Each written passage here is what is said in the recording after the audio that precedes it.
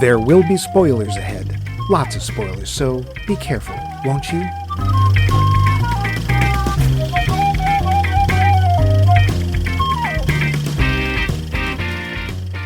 All good things must come to an end, and here at Max Mike Movies, we've come to the end of our focus on Scarlett Johansson.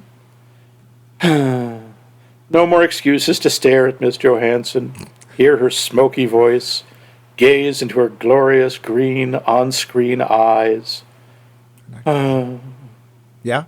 No, sorry, yes. We're finishing off. Do something? No. No, Scarlett, you don't have to do anything. Mike, you don't have to do anything. If you look at me one more time and start slavering thinking I'm a hot dog, this show is over. We're finishing off with a foreign movie that was made in a totally different country from this one. Who knew that could happen? We are chatting about Luc Besson's 2014, who, as you can tell, is from Japan, 2014 science fiction action thriller thingy, Lucy, which is not, as I assume, the long-awaited biopic of Lucy Van Pelt of Peanuts fame. Hey, Hollywood, I just handed you your next prestige picture. She never but rather ages. An intriguing, if flawed, scientific notion. What if we could unlock our brain's full potential and not just use the 10% that we totally don't use? It's not flawed, it's just wrong. I'm your host, using 9.8% of his brain, Max Levine, and right over there, using negative 5% of his brain, is your other host, Mike Luce. I like the sound when I slam my lobes together. It is catchy. That's how I keep the beat. But first, we've got a poll question from last week. Poll question. We asked the burning question. Oh, I'm burning. Who would you choose to play you in your own biopic? Any actor, living or dead. I assume, fortunately, nobody chose one who was dead, as to play them. Someone who is currently dead, playing them as a corpse. Jamie Kleinert says Drew Barrymore, because I always wanted to be like her. Aw. I assume you mean the adult Drew Barrymore, not the somewhat troubled younger Drew Barrymore. Who flashed her yummies on late-night talk shows, that one? Pounds down fistfuls of drugs, yes. Chrissy Becker said probably Emma Stone. Now I really want to meet Chrissy Becker. There is a resemblance. Wow, I no will kidding. say. Yes, there is. And she's also an actor. Wow. Good Remember, combo. she's the one who wrote the musical, her own musical. Remember we were talking about jukebox that's musicals? right. Yeah. That's right. Yeah. And Haley Paulson says Betty Davis. I'm sure she said it exactly that same way. There's not really a resemblance between us, but I'd like to be portrayed with the vivacity and strength and bite she always brought to her roles. I could see that. She was a very strong presence. Dave says, ooh, I would want a slapstick presentation of my life. For reasons unknown, many Korean people have, it's interesting, it's specifically Korean people, have told me that I look like Jim Carrey. Tall. He's tall. Ish. Yeah. I'm going to go with no. Nobody else seems to think so. Yeah, I think you can count us in there. I find him irritating and would not want him to play me. For my money, a young Groucho Marx could do a great biographical work based on my life, though I would also accept Don Adams. Yeah, there you go. Don Adams. It's the second Don Adams he's given us. Dave does tend to paint that giant black mustache on his face, so maybe he has that weird walk where he bends his knees so far. I mean, sure, Dave, whatever you want. If that's what cool. you see, okay. I don't think I've ever thought, hey, it's Dave, or do I mean Groucho? Whatever. Good for you. Yep. Nick Hoffman says Walter Matthau about the time he did the front page. Wow. Huh. All right. I never thought of him as that craggy. No, I don't think visually. I think he just means sort of that, I think it's more the temperament. That's my guess. I will say that, of course, Walter Matthau's got a hell of a range. So that is true. Kate Warner says, ooh, fun. I would have to go with Saoirse Ronan. Obviously more on the current age side. Okay. I don't know her. Do you? Interesting. Yeah, sure. She's done a ton of stuff. She was in the latest Little Women. Oh. She started off. Oh, she's. Oh, God. What is it? Oh, she did Hannah. No, she's terrific. Okay, she's cool. got she's one of those sort of ethereal-looking women. Ooh, Kind of looks like she should have been in Lord of the Rings playing an elf. She looks like, hi, I was custom genetically designed to play an elf. But didn't. Tyler Stewart says a slightly younger Tim Robbins for me. I can see that. Okay, yeah. Tyler's very tall as well. Valerie Coons, anyone who doesn't look like Mike so that I would no longer be mistaken for his relative. Sigh. Okay, that may not be exactly what she wrote. It could, in fact, be nothing like what she wrote. No, she wrote, for some reason, the first actress that comes to mind was Mae West. Wow. Can't imagine why. I think Val is a bit more petite than Mae West was in most dimensions. Can't imagine why. I wouldn't mind Katharine Hepburn. She does have a similar kind of accent. Yeah, not and speech pattern. Huh. Well, I mean, that's, New England and Mid-Atlantic and all that sort of thing. Yeah. Oh, no, I'm in the loons. Regan McStravick says, Sam Rockwell, but that's only because I want to think I'm more interesting than I am. Oh. He's probably pretty interesting. And Vince from up north. Snowy. Says, I guess since Gary Oldman played Sid Vicious, he might play me when I was young. But honestly, what actor could be boring enough to play me now? Oh, geez. Oh, Vince, no, you're not. I've never found Vince boring. So, Mike, who would you want to play you? I'm going to, it was a joke, but I'm going to go with Gilligan era Bob Denver. Oh, I don't know. I think your face has a lot more character than his did. I was thinking kind of John Cusack-ish. Oh, please. I wish. No.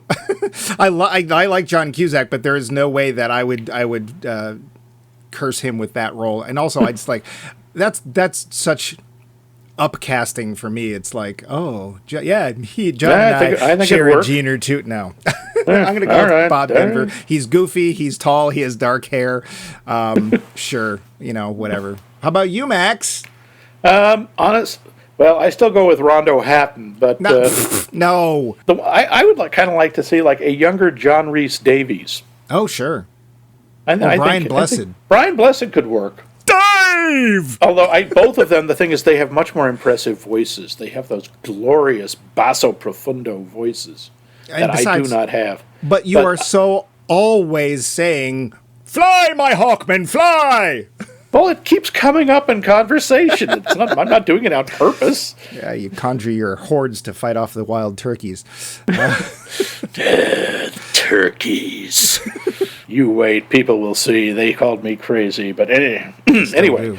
Yes, but thank you guys so much. Yes. For that very groovy answers. Yeah. They're always fun. We have a new one. Oh, we don't. Yes, we do. Don't tease me. We have a nude poll question. A nude poll question? A nude poll question, Ooh. Yes, because we're both sitting here naked below the waist, and no one can prove that we're not. I can. You can't. I can't. Actually, yeah. Don't prove it. I don't want to find out that I'm right. Go to our website. What's an older movie that you really enjoy, but it could never be made today? Ooh, you mean like Terror of Tiny Town? Yeah. I can't figure out why they couldn't make it today. I'm not sure. It's political. All midget Western, sure. Excuse me, all little people Western. Yeah. That's a good one. So by all means, answer our poll question if you would. Please do it. We'll tell you at the end of the show as usual. Yes, we will. One of our listeners told us to put it at the end of the show. So see, we do listen, and we are slaves to our listeners. You tell us what to do, and we will do it. That is why Mike had to have that horse's tail grafted to the base of his spine. Well, they do make chairs for that, but it does keep the flies off. That's good. But Bumpy's jealous. First... Trivia. The facts. So first, a little bit more about Scarlett Johansson. We've covered a lot of it. One of the questions, this is not so much trivia. There are articles written about it, but why isn't she more of a leading lady? Why doesn't she have more leading roles? When we were looking for, Scarlett Johansson, best work, most of the stuff she comes up is she's in a supporting part. And the movies that she stars in tend to be like genre pictures or action pictures. Or this. or this, what's coming up next. But it's not an easy question to answer. One of the reasons, okay, first off, this is partly my theory, because she has done a lot of action movies and she does comic book movies and such, and that tends to, well, Hollywood is kind of snobbish about that, and they don't tend to respect a lot of actors who do that. Yeah, like Michael Caine. No, like, Clint Eastwood for a long time.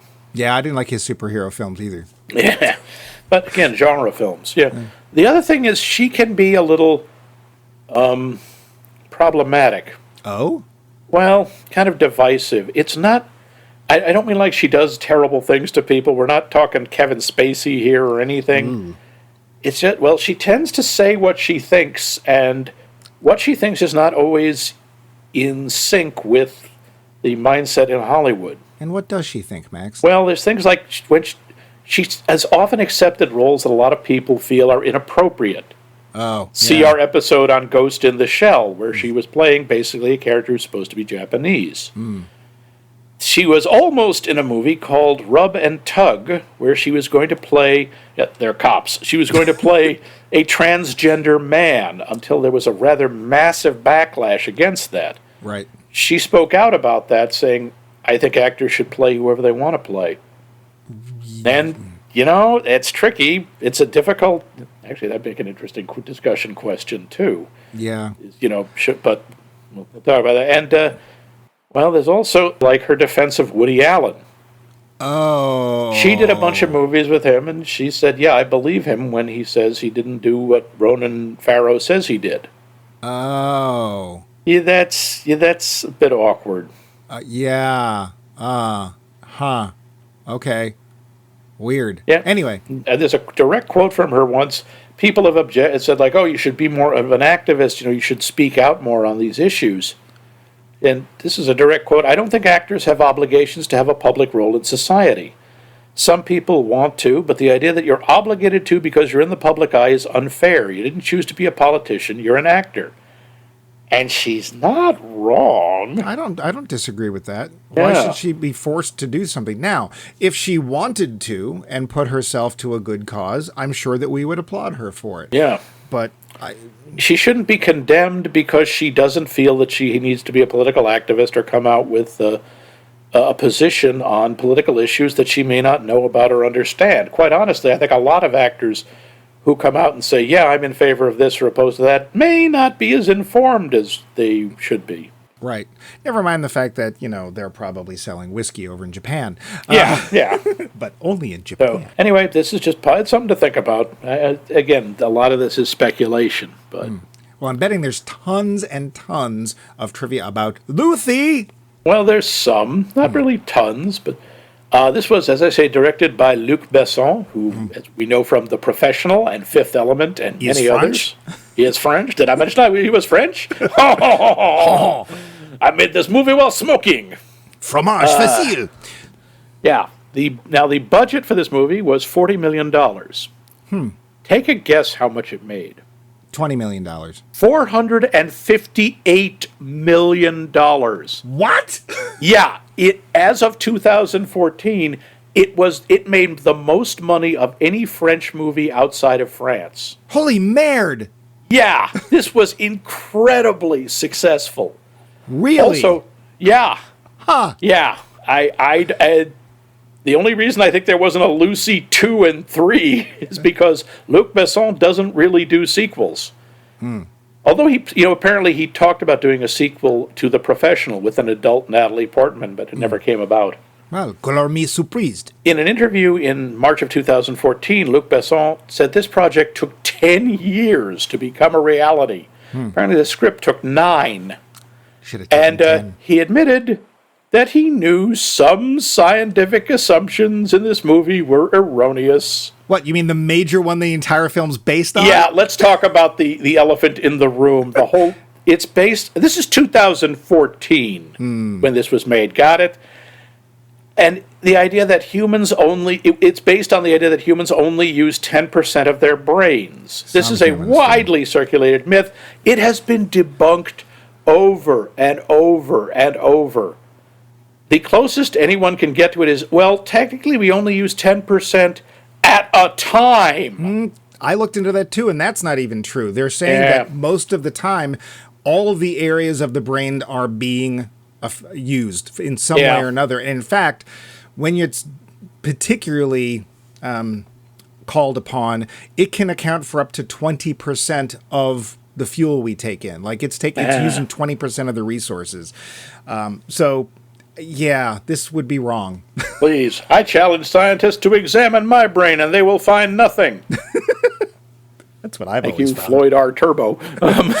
So yeah, it's completely debunked. But people have loved this. Narratively, it's a wonderful device. Yeah. So many books and comic books and everything else have been based on the fact that I found a way to use X percentage of my brain, unlike normal humans. Not true. See, I use mine to open cans, but there you go. I use mine to keep my hat warm. The idea, the primate seen in some of the scenes is Australopithecus afarenus, which represents the so-called missing link between apes and humans. Yeah. The skeleton that Richard mentions in the beginning that was discovered exemplified this species. It was called Lucy. Yep. And it was named after, by the way, Lucy in the Sky with Diamonds. Oh, really? Yeah. Okay. Back up, she lived about 3.2 million years ago and is the earliest known hominid to walk upright. Ooh.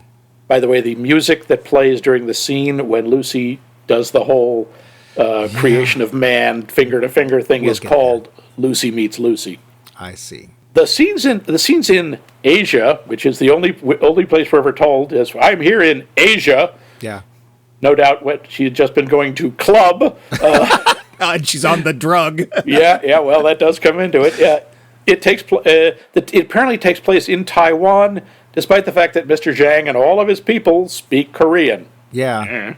Well, they do show what was at one point world's tallest building, which I believe is in Taiwan. I've lost track. I thought it was, in 2014, maybe it was. I thought it was in Dubai. It's the one that looks like a bunch of Chinese takeout containers on top of each other. Oh, and they do one shot of it. The thing about the building is it's exceedingly tall, and there's nothing anywhere near it that's even close. Wow. It just stands out like this giant pointer. But yeah, it was kind of weird because I was like, well, I don't speak whatever they're speaking, but it's like, that doesn't sound like Chinese. And then later they say Korean, and it's like, weren't we in China? Okay. There was a rumor that Mila Jovovich was going to play Lucy, but declined due to pregnancy. I assume her own. As opposed to Luc Besson's. At the beginning of the movie, when Lucy is being approached by the South Korean thugs, we get a bunch of footage, first of a mouse approaching a trap, and that, Luc Besson is many things, subtle is not one of them, and footage of a cheetah chasing down and killing a gazelle. Yeah. Oddly enough, if you notice, and I missed this the first time, Lucy is wearing a cheetah print jacket. Oh, well, some days it just doesn't pay to be a Thompson's gazelle. Richard, who is played by Pilou Asbæk, who we only see in one scene. He shows up with Scarlett Johansson in another movie. Oh. They're both in Ghost in the Shell. She plays Major and he was Batu. Oh, okay. Yeah. He was much better as Batu, which is not saying much. And there is a Luc Besson cameo in this movie. Is there? In the Paris hospital, when the other three drug mules are arrested, he's a doctor, and he's also later shot by the Mr. Zhang's gang. Ah, so that would be an Oscar-winning performance by Luc Besson. Yep, there's most of the rest. There isn't a lot of other trivia. Ah, well, but, I might argue that. But if you would tell us the story of Lucy. Sure. Lucy, a wacky redhead living next door to Fred. Sorry. Start again. Lucy is a student partying in Asia, TM, where she meets professional sleazebag Richard, who coerces her into acting as a courier for a mysterious briefcase bound for some nice Korean gentlemen in black suits. Okay, you got me. They're not at all nice. The briefcase is full of a mysterious blue powder, which turns out to be a new designer drug based on a pregnancy hormone, because that's what the kids are into these days. Yeah. Lucy gets forced into being a surgical drug mule as a bag of the powder is implanted in her abdomen because, sure, that's an unobtrusive way to smuggle drugs. Whatever happened to bribery? But the bag ruptures and Lucy finds herself subjected to the drug's strange effects. A little makes you giggly. A lot unlocks the full potential of the human brain. Yeah, I hear airplane glue does the same thing. Lucy must come to terms with her evolving consciousness, the notion of her impending mortality, and a bunch of gangsters who want to kill her. So, pretty typical Tuesday. The film. So, Max, the usual question, did you see this when it came out? I did. Well, you're a big Scarlett Johansson fan, so I'm not I really am surprised. indeed. Yep, and also, Morgan Freeman is in this. So this is the battle of the gorgeous voices. Well, let's get this out of the way. Morgan Freeman is terrific in everything. Yeah, he is. I literally do not remember a performance by Morgan Freeman that I wasn't just, like, spellbound watching him. And it's kind of painful because I'm sitting there listening. He's doing the whole... He plays this Professor Smart guy who is expounding this whole we only use 10% of our brains theory, and I'm sitting there going, oh, Morgan, I could almost believe you.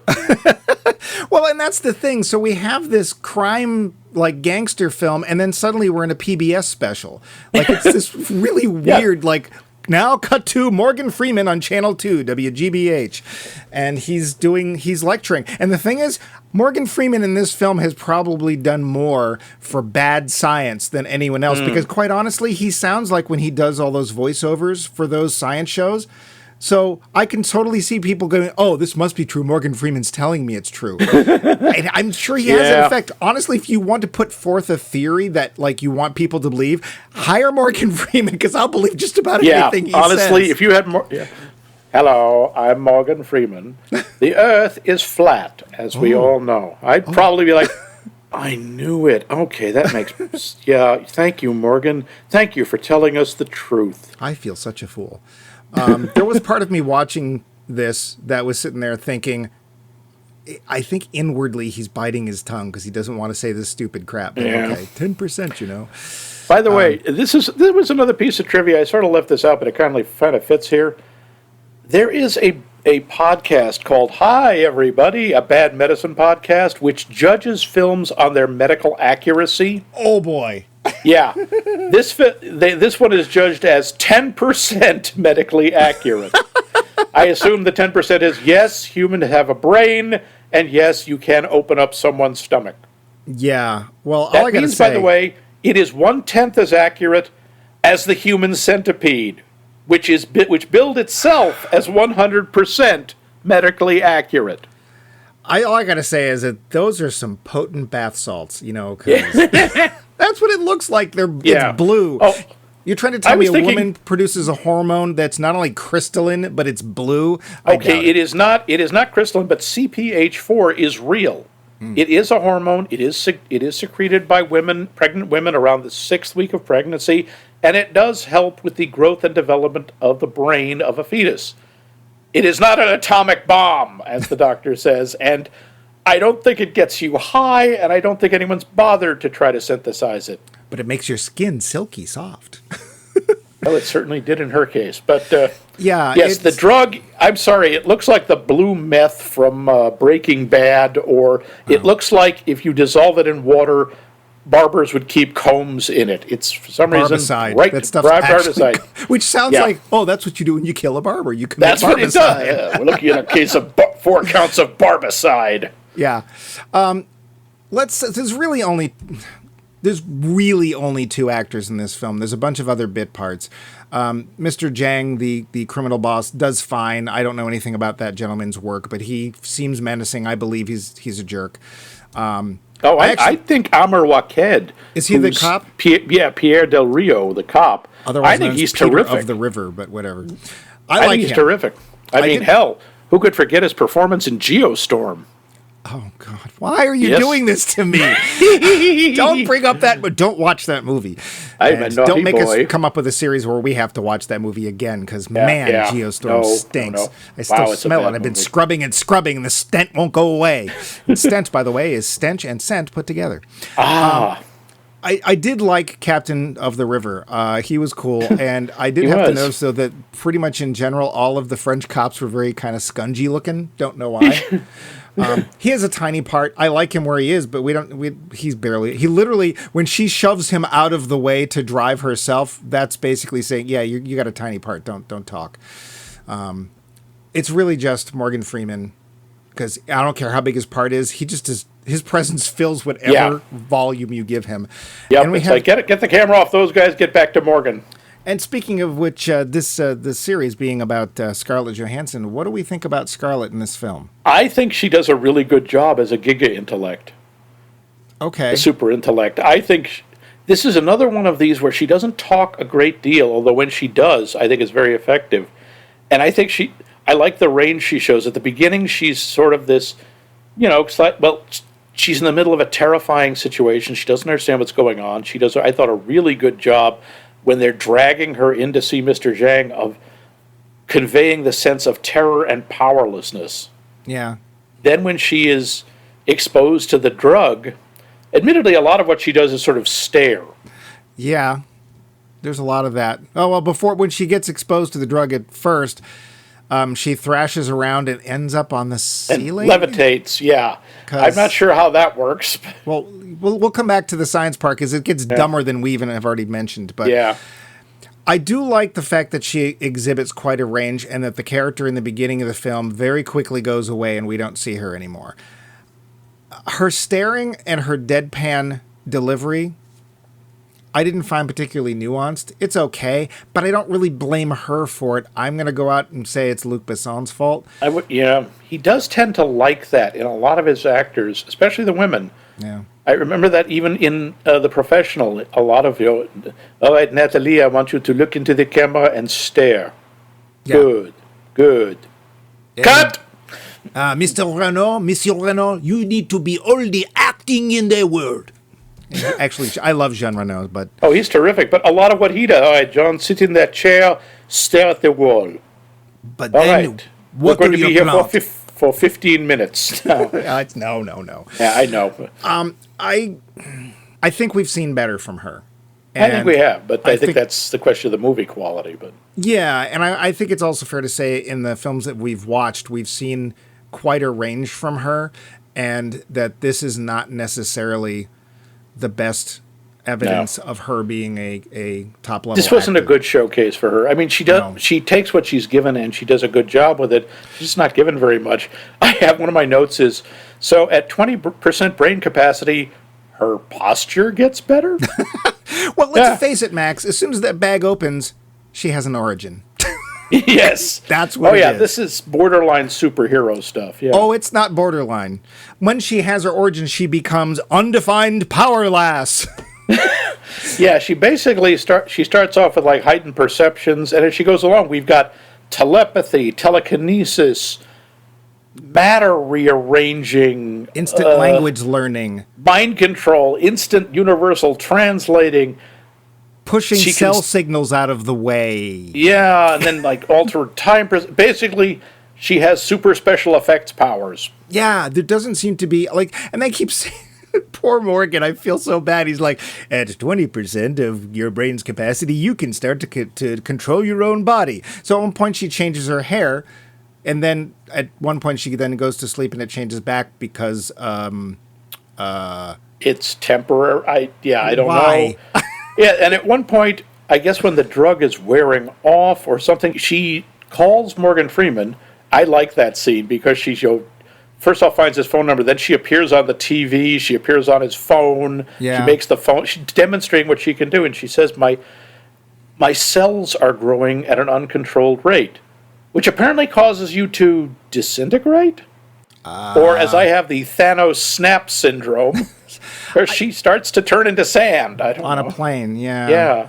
Well, she can, hear people's phone calls from a distance. I mean, I don't honestly know that there are things she can't do, except, I mean, if you're going to buy that, whatever. But this is a point where she gets to France and she suddenly has to get to the hospital because that's where all of the other drug mules are. And she's going to need herself some extra bath salts or else she'll not become super uncontrollable. She won't get to 100% brain, apparently. And so instead of using her powers in any way to get to Le Hospital, what does she do? She finds a cop whom she likes, she gets into his car, and she drives while through traffic, killing hundreds and hundreds of people. Now, she just causes millions of dollars in property damage. We don't see her kill anybody. Oh, please, there's so many cars rolling over and Yeah, slamming into other cars. Hundreds of people were hurt and or died in that. Why didn't she fly? Yeah, or teleport or something. Or anything. She does. Yeah. It's literally like, oh, it is quarter to the car chase. We must get there quick. It is a pretty good car chase, mind you, as car chases go. It's just, it seems very out of place. Yeah. I want to backtrack a little bit because I had not seen this film, and I did not realize that you could, in fact, start a movie from a zygote. Yep. You know, that is how they start. That's the open shot of cells dividing. Yep. It's like, oh, you really are starting at the beginning, aren't you? Okay, is this going to be long? No, actually, it's not. It's not a long film, which is good. I will have to say, the pacing in this is very good. There's never a point I felt bored. Things move along very quickly. Yes, Luc Besson is good at that. Yeah, they move along very dumbly, but they don't make They don't make a great deal of sense. But some of it, I got to say, there were a couple of I thought touching moments in it. Again, talking about her, she knows she still has this bag in her stomach, so she goes to a hospital in Taiwan, kills the patient on the table. Yeah. And she explains, you couldn't have saved him anyway because she immediately diagnosed him. Yeah, and that felt lame, didn't it? Because I was like, you don't want us to lose sympathy for her. Too late. Yeah, that was a bit much. And she says, okay, she's pointing her gun at the doctor and says, yeah, there's a bag of chemicals in my stomach. You have to take it out. Don't worry about anesthetic. And as the doctor is cutting her open and pulling this out, apparently her control over her body means she can shut off her pain receptors, she borrows his phone and calls her mother. Yeah. In effect, to say goodbye, even though she doesn't say that. And I thought that was actually touching. She's both trying to explain what's happening to her mother, but she's also trying to get back in touch with that part of her humanity. I mean, she says, I don't feel pain or fear or desire. It's like, okay, those three things are pretty much what make human beings. Yeah, tried to get back to her humanity. Didn't work, did it? Not very well. I mean, I kind of like, at one point, after she has, used her magic powers to beat up an entire room of Korean thugs. Yeah. In a way I liked, because although it was, I think, pretty savage, because it's really cruel. She turns them into mimes. I hate memes. That's why I left France. Yep. They're pretending they're invisible walls there. And she floats them up on the ceiling. And makes their guns fall apart. And the cop, she says, come on. And the cop she called him to find the other drug mules because she couldn't get to Paris in time. Because stuff. Well, she wasn't. She was only at 20 some odd percent then. She couldn't do everything. Sure. And he says, I don't see what I can do to help. And she walks over and she kisses him. Mm-hmm. She says, you're a reminder. Yeah.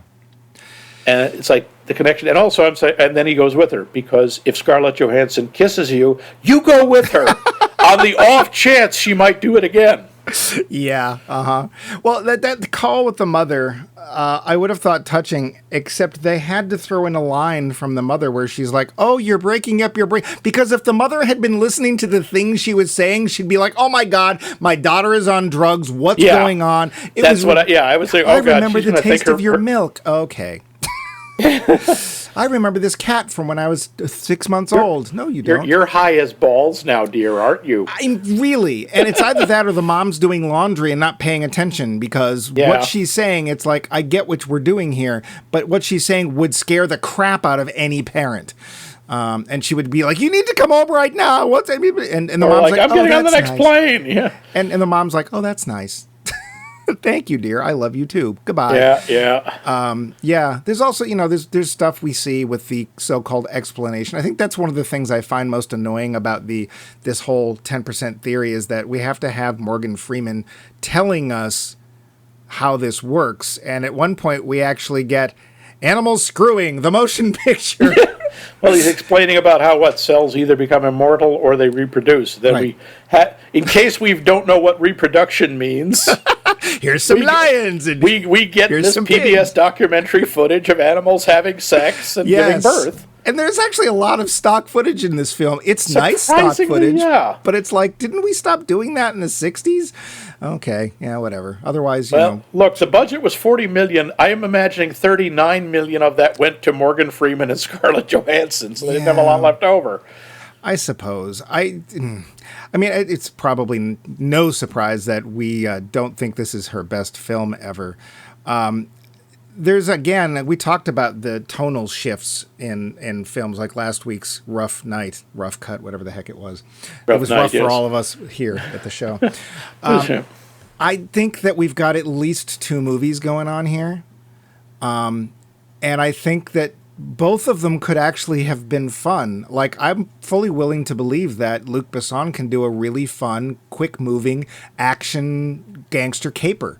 Well, we know he can. I mean, we've seen him do crime movies with The Professional, and we've seen him do science fiction with Fifth Element. Well, yeah, but I mean, just like the Professional was a little bit heavier. I'm talking about like more of like a not a spoof, but like a heist film. You know? Like the Italian Job or something like that. I think it could have been a lot of fun. You know, here comes Guido the Killer Pimp and his Korean backup band, and his K-pop boys. Right, and I think that would have been fun. And then we've got this very flawed examination of the human condition and what would happen if evolution happened on a flight from Asia to Paris.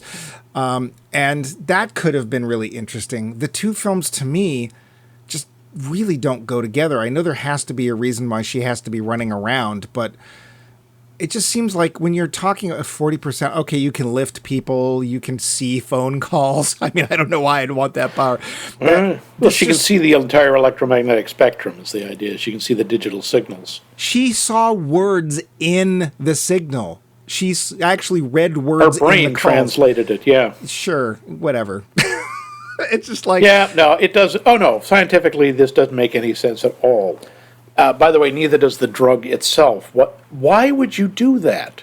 Is what I don't get. Okay, synthesizing a pregnancy hormone is monstrously difficult.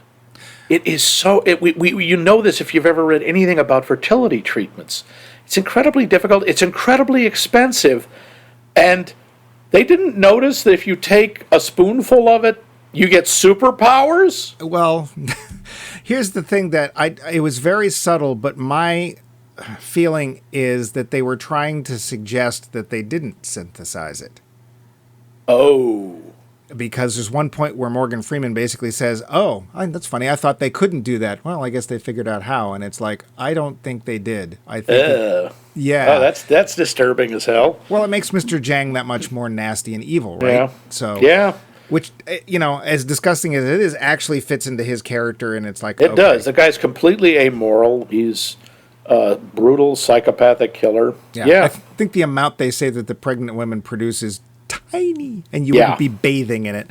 No. But whatever. And then... Yeah. There's one scene where I need all the crystals. Give me all the crystals. So they make up quick IV solutions. There's 4 bags, and she basically goes...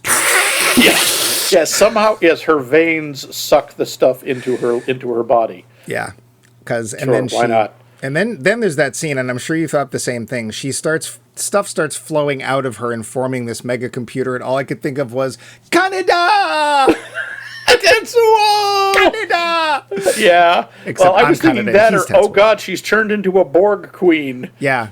Well, also she's turned the entire room white. And all the scientists, including Morgan Freeman... Actually, Morgan Freeman is there because he actually continues to tell us what's going on. I don't know how he knows. Don't either. As he said, I thought this was all theoretical. I didn't know this could actually happen, and now it's happening. I don't know what it is. What is she doing? Oh, well, obviously she's making this obviously massive building computer. a computer of some sort. Yeah. How do you know that? She's making some black obelisk. It could be a doomsday weapon. You don't know. Well, and the best part is that she's been making this giant computer while fighting the bad guys, and we get some more really heavy-handed symbolism. So Max mentioned in the trivia about how we have the birth of man thing with the 2 fingers, and it's her and Lucy meeting back in prehistoric time. Welcome to prehistoric times. And so we get that, and we finally we get to the point where we see the universe going in reverse and the Big Bang going in reverse and everything. And of course, what's happening is Mr. Jang is showing up, about to shoot her in the head, and it's like, get it? The gun makes a big bang, and the universe made a big bang. Yeah. Except, then she just gets rid of him and the computer, and then. What is she? But she doesn't get rid of him, though. That was the thing. She's focused entirely on the computer. Apparently, not even a little of her consciousness could go, oh, I should probably stop all the murder and mayhem that's happening 20 feet away, which I could do with a thought. But no, I've got to build my PC. Well, and she doesn't even build a PC in the end. What does she do? She hands Morgan Freeman a thumb drive. Yep. She manages to make a magic thumb drive, which, by the way, did you notice when he's holding it? You can see Orion's belt glittering on it. Oh, I just saw stars. This was an Orion film. It's full of stars. Yeah, exactly. Except, just 2 in this case: Scarlett Johansson and Morgan Freeman. She becomes Lawnmower Woman, and then all the phones ring, and well, sort of. I mean, when police Frenchman says, where is she? And his phone buzzes, and he looks at the screen, and it just says, I am everywhere. Yeah, just like Lawnmower. Yeah, Lawnmower Man, Electric Dreams, all sorts of stuff. And the film ends with a quote, which I want to try to unravel. Yeah. Morgan Freeman says, I can't do Morgan Freeman, but life was given to us 1 billion years ago. Now you know what to do with it. What, have a gunfight? Huh? No, you're supposed to put it on a USB drive. I don't know. You're supposed to sit there and watch animals having sex. Over and over and over again, because there's lots of money in that. And I mean, the strange little pseudo-scientific things they throw in, like the whole idea of that time is what makes reality. If you watch a car go by and you speed it up infinitely, the car disappears. It's only through time that anything exists. Okay. And a little thing she throws off, like the cop is saying, oh, God, we're going to die. And she just says, we never really die. You want to expound on that a little bit, please? Gotta go to France. Yeah, wait! Yeah, she spends the flight apparently programming the Matrix. That's what I had in my notes. She's sitting there with these 2 laptops, flailing her fingers over them, a la every hacker movie you've ever seen, where they don't actually know what keys they're hitting. They're just, the blocking is type faster. And more intense. Type more intense. And just creating these weird-ass graphics, and it really does look like she's coding the Matrix. Yeah, but Max, we have to give the movie credit. Even though she's doing this on a plane, she's double typing computers each hand. At no point does she actually say, I'm in. She does not say that at all. That is true, and we do have to salute the movie for that. So this film did thematically, ignoring all the running around shooting people things, did remind me of another film. Did it remind you of another film? It reminded me of a couple. I mean, there's a little bit of and I checked, by the way, these are some of the influences. Things like 2001: A Space Odyssey and there's The Matrix. But what were you thinking? Phenomena. Phenomena. Oh, the John Travolta movie. Yeah. Because he suddenly, his brain starts doing the same thing, except in his case, he thinks it's a visit. Spoiler, if you haven't seen Phenomena, sorry. If you haven't seen Phenomena, you can stop now or skip ahead. But basically, he thinks he's been visited by aliens, and they have increased his brain power many hundreds of percents, only to find out it's a brain tumor. But he starts, he learns Portuguese in 20 minutes, and he doesn't fly, and he doesn't turn into a computer. But he does become telekinetic. Now, basically, he can move small objects, and he just gets wicked smart. Yeah, wicked smart. Here, here she's practically Gary Mitchelling, She's doing a lot more than Gary Mitchell. Yeah, true, and her eyes don't glow. But. I mean, Gary Mitchell never got a French cop to fall in love with him. Yeah. Well, he didn't have time. No, he did have, what's her name? He did Sally Kellerman. Sally Kellerman, yes. There's a sequence I like just from the visual. It's, again, when she's building the magic computer box thing, and she's just sitting in the chair. I still love, she is super intelligent, and she's still wearing those unbelievably painful high heel shoes. And she obviously can't walk in them either. Yeah, well, she doesn't have to. She's probably levitating. Well, no, there's that scene in the airport where she's changing her hair, and they started as a close-up on the shoes, and you can see every time she puts her foot down, her whole, ankle goes wank. Yeah. Those are just murderous. Those are the cruel shoes. Yeah. A la Steve Martin. But she does this sort of time travel, or at least time perception shift, where she realizes she can fast forward and rewind her perception of reality, and she's sitting... At some point, I think she ends up in New York, so she can clearly move in space as well as time. Right, which and she's going back and watching. We see New York being built, and we see the wilderness. And at one point, she's sitting in what is a swamp, facing 3 Native Americans, or 3 or 4 Native Americans, one of whom apparently can see her. Yeah, he was the only one too. All the other people, else could. No, just them. I figured he was a shaman, and my note is, okay, that's going to be one baffled shaman. Yeah. Like, who is the pale woman in the too short dress in the weird ass chair? Well, what do you mean an office chair? What is office chair? Yeah, why did she bring that with her? If I'm going through time, I'm bringing my chair. And then she goes back to the dinosaur time, and suddenly, welcome to Jurassic. Nope, we're done. Yeah, but then she goes to then she meets Lucy. Yeah. Now, here's the thing. Do you think that there was meant to be a suggestion with her meeting with Lucy? Oh, no, I think it was a perception thing. I don't think it actually happened. But you mean Lucy a suggestion of what? The idea that she was... That maybe humankind partially evolved because she was there. Of course, this is time jiggery pokery, which we don't want to get into. Yeah, that's right out of 2001. The idea that, in effect, she's acting as the Black Obelisk. Right, which she becomes later. Yeah, okay, you could see it that way. I mean, it's sort of ambiguous. Yeah. Talk about the CG real quick, because there's a bunch of it. So how much was the budget? $40 million? Yeah. Yeah.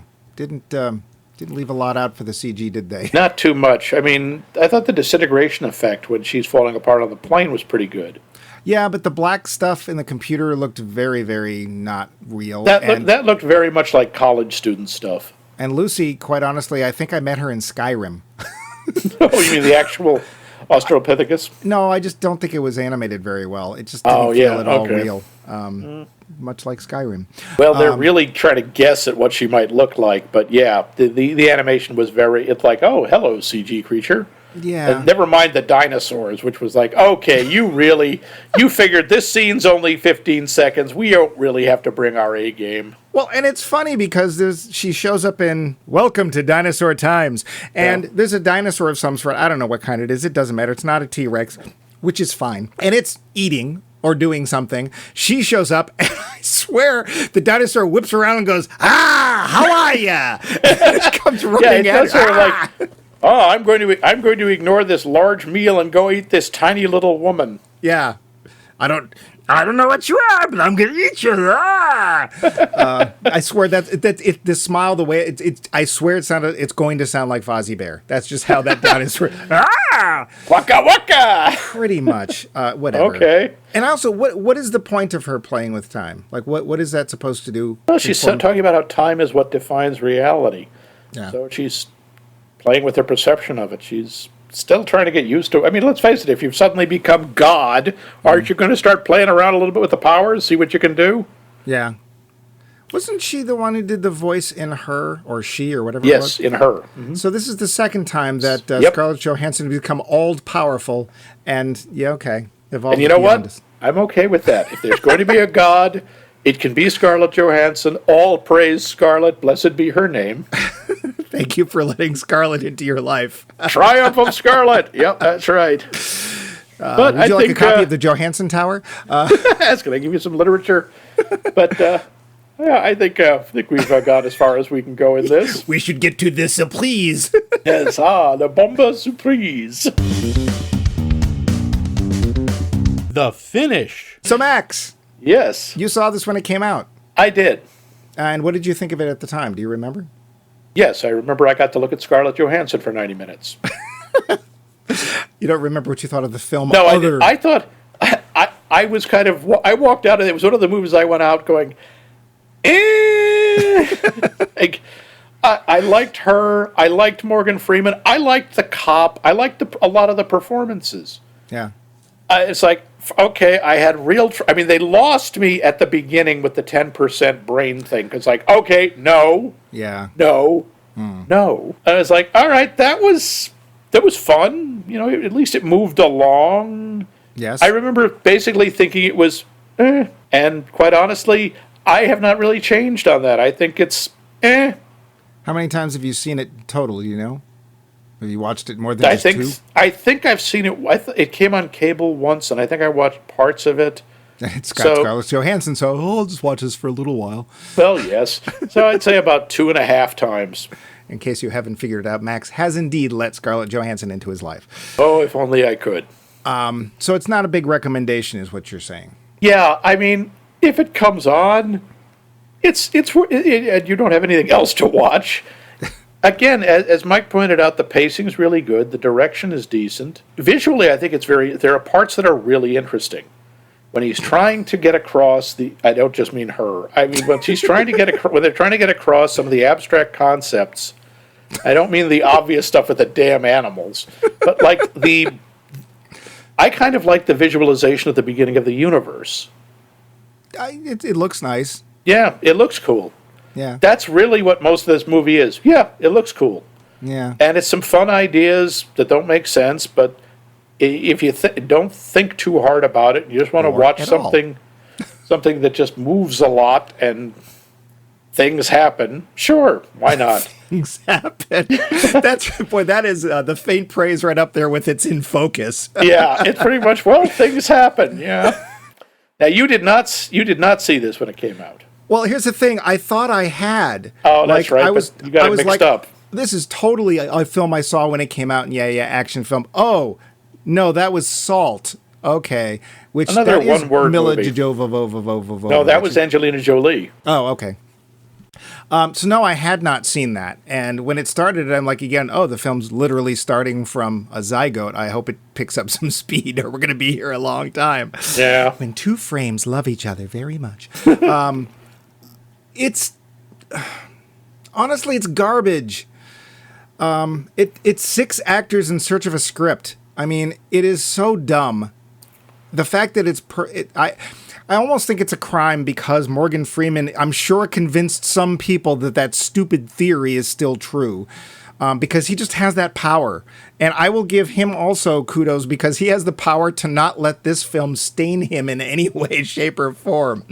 I think Miss Johansson comes out fine. Because if you saw this, unless you absolutely hated it, you just forget it. There's nothing...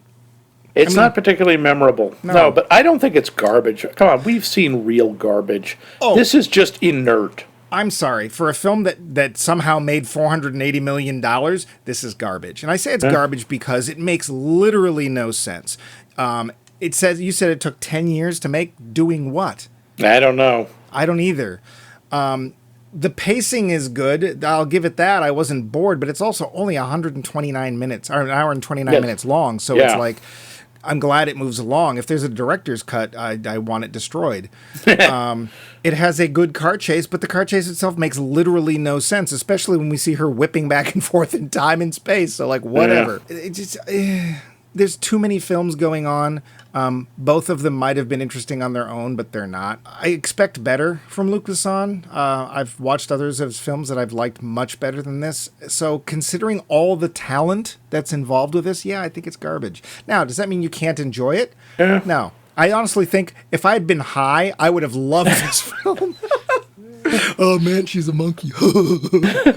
What would you have thought, though? What if they had taken away the big scientific improbability of the brain thing, and instead of hormones stimulating the brain, whatever, it was powdered infinity stone or something that just gave you superpowers? Well, if they had just made this a superhero movie, I probably would have thought it was kind of fun, and I wouldn't have cared. But they keep coming back to the science of this thing, and they won't leave the science alone. Look, if you look at any Marvel film, I don't believe any time they sit there and go, well, the actual reverse anti-protons. No. They say, what is repulsor thing. The Iron Man's, they don't try and explain how it works, right? And that's good, because we know it doesn't.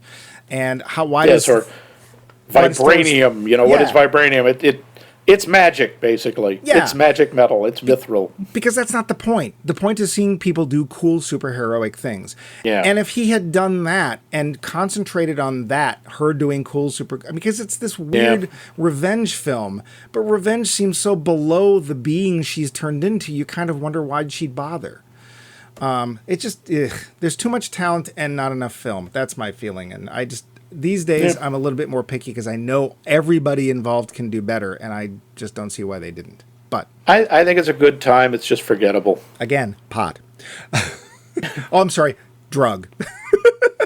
Yes. And if you want, you can even watch it at club. Yes, you can. And you might even go to Asia. Yeah. But we have a poll question that we'd like to go over again. If you would be so kind. I'm never that kind. But...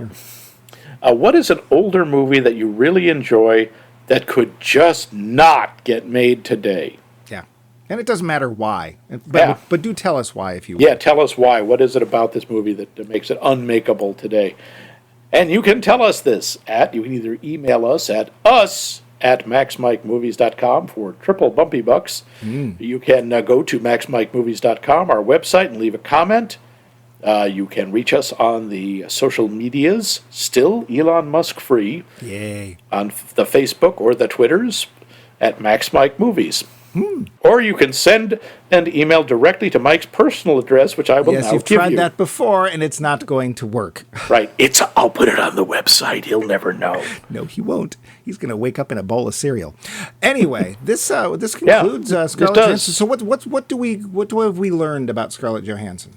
She is a very talented actor who doesn't always make the best choices in films.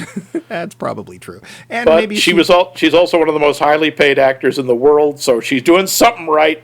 Yeah, and isn't she only like 25 or something? No, she's 36 at this point. Oh, she's over the hill. Yeah. Hey, in Hollywood, I'm surprised they're not pitching her grandma parts. That's which is horrible. Yes, it's revolting. Yeah, I'm going to agree with Max said. I think she has a lot of talent. I don't think she chooses the films in which it can be best shown all the time, but we've seen some really nice range from her. Yep, she's a professional. Means the old rule is you take the jobs you're offered. Yeah. I will also say that because of her skill level, it might even be that the best is yet to come. It's entirely possible. I think she's just going to keep getting better. And I know we didn't do either of the movies where she was nominated for an Oscar. Marriage Story, where she was up for Best Actress, and Jojo Rabbit, where she was up for Best Supporting Actor, which I did see, which I really recommend. It's not the easiest movie to watch. I mean, I don't know how to describe it. It's kind of like, what if Wes Anderson made a Nazi movie? Isn't it Springtime for Hitler, basically? Not really, but yeah, it's somehow both touching, terrifying, a little wacky, and you have Taika Waititi playing Adolf Hitler, sort of. Waititi. And Scarlett Johansson as JoJo's mother is amazing. She's just not a very big part. But that's why we didn't do it. But I really recommend that, and I really look forward to seeing what she's going to do in the future. Yep. Well, that brings us to the end of this series, but the beginning of a next one. Yeah. Or sort of. It's actually the viewers' or listeners' choice portion of the Focus On. And we got a lot of really good so many. Really just terrific ideas that we really couldn't use them all, although we may steal them and use them for years to come. Yeah, we actually might start doing this a little bit more often, a little 4-episode series focusing on different actors. But sprinkle them in there. Mm-hmm. Yeah. So we're going to move on next week. And next week, thanks to your suggestion, dear listeners, or people who write on Facebook anyway, we're going to move to Viola Davis. And this is somebody that, to be fair, I don't know much about, but when I I've started seen her in a looking couple of things, I was like, this is somebody I should know more about. And if only I could get some help getting more information about Viola Davis. You're fired. I'm replacing you with a couch cushion. I just need a little help for next week's movie, Max. Now, come on. We already did a movie called Help. Oh, this isn't just any help. Oh. This is The Help. Oh, I see. So instead of Suicide Squad, it's The Suicide Squad. No. Oh. But so we're doing The Help?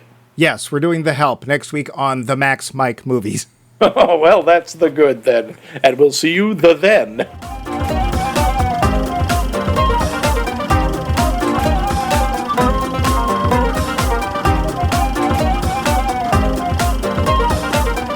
This has been a co-production of The Voice of Max and The Movie Wrench. All that brilliant comedy gold Yep, lost forever. Charles Yep. Laughton is Mr. Spacely. All lost like tears in the rain. I've seen things. Oh, Rutger Hauer, yes.